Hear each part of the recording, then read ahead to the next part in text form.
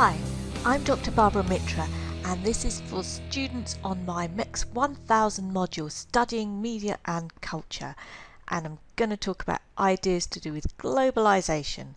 I hope you enjoy the video. So the first thing we need to think about is what is globalisation, and there are many different ideas about globalisation, but one idea is about our interconnectedness, particularly through global media networks, where people around the world can see the same memes, videos, music, films, for example. And some people argue that this is transforming cultures, nations and identities, particularly through our networked global society. And the cultural imperialism thesis is the idea that the world is becoming a single place where the local is less important and large corporations dominate and operate globally and dominate on a world scale, producing products with global appeal in mind. And we can think of Hollywood blockbusters or Disney, McDonald's, Coca-Cola in relation to these ideas, and they reach into huge markets across Asia, Africa, South America, for example. And some people argue this has led to standardization and simplification of products, where local culture is simply swamped by monolithic global mass culture. And then we come to the criticisms of cultural imperialism, because the world is not a single unified place, not politically, not economically, not culturally, and there are global tensions and differences. So rather than homogenization, where everything becomes the same, what is occurring is fragmentation. So alongside increased global flows, there are increasing national and local distinctiveness.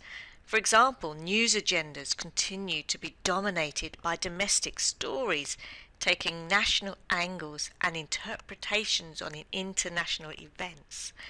So globalization was and is an uneven process. The local is not replaced by globalization, but understood in the context of global relationships. So we have the notion of glocalization, the global being linked to the local in a dynamic relationship.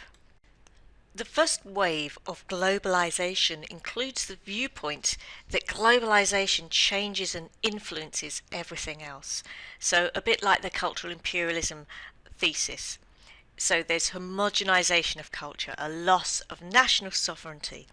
And this viewpoint sees globalization as a singular process, eroding boundaries of nation states and societies.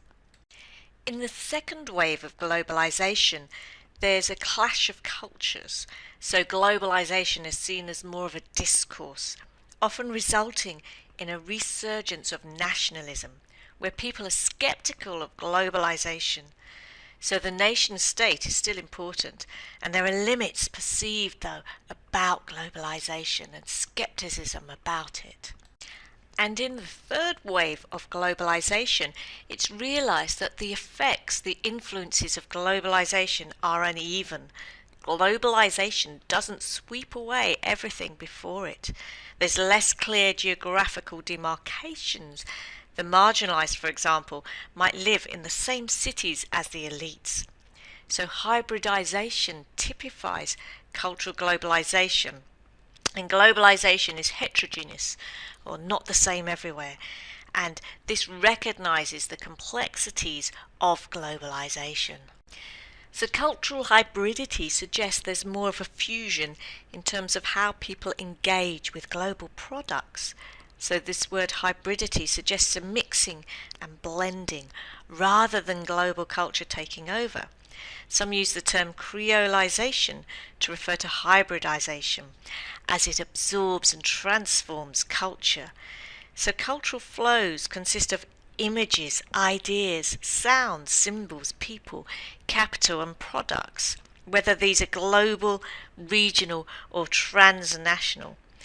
Even if there are dominant forces, there can be countervailing flows and forms of resistance, which lead to increasing hybridity and polyethnicity. And there are cultural products, texts, and other materials that transcend particular cultures and places. For example, Harry Potter has universal appeal and has been translated into at least 67 languages. And Hannertz uses the term global ecumen, a term that's used by geographers to mean inhabited land. So cultural globalization is probably the one that we're most familiar with, but there's economic globalization and political globalization as well. So really, we should conceive of globalizations rather than globalization. And this just highlights how complex this process is. So we can relate these ideas to something like football, which is one of the world's most popular sport, where local cultures might adapt and redefine global cultural products to suit their particular customs and needs. So no matter how polyethnic a society might be, individual members are expected to identify with a specific national team, where nations display their support through clothing or songs, flags, for example, turning the global game into the glocal game. And globalization is highlighted in how the media use specific terms and points of reference. For example, when Manchester United was captained by Roy Keane, he was described as Ireland's Roy Keane. So clubs and players are symbols of home, and they're associated with local symbols and branding. And this term diaspora is where people identify with a particular place but don't live there. And some people argue that football creates a virtual diaspora for particular clubs. So Manchester United, for example, being supported by people all over the world. And there are some useful references for you. If you're a student here at the University of Worcester, these are available online for you to access, and get in touch if you have difficulty finding or accessing any of these. Thank you for watching. And that's all from me on this topic of globalization. Hope you found it useful. Thank you for watching, and do look at my other topics.